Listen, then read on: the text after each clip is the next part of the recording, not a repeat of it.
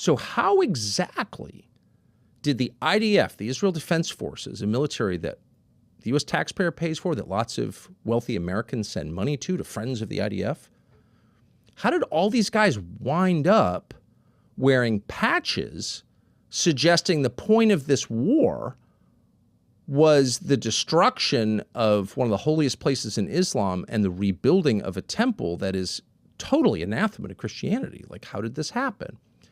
Well, there are a lot of ways it happened. The main way it happened is because no one in the United States noticed, because it's such a secular place. And as noted, we have eyes but can't see and ears and can't hear. But this has been going on a long time in public through, in part, the efforts of a group called Chabad, C-H-A-B-A-D.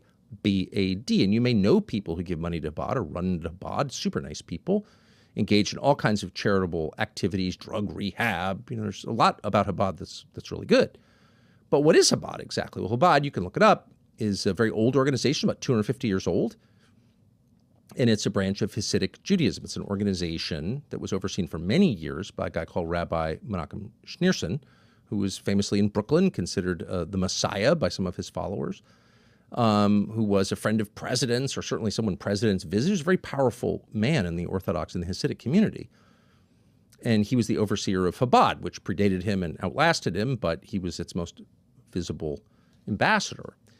And Chabad has been pushing in a pretty subtle way, unless you look carefully, for the reconstruction of the Third Temple. And it seems like, from the reading we did recently, that those patches actually came from Chabad. Well, in any case, Chabad is pushing for the building of the Third Temple.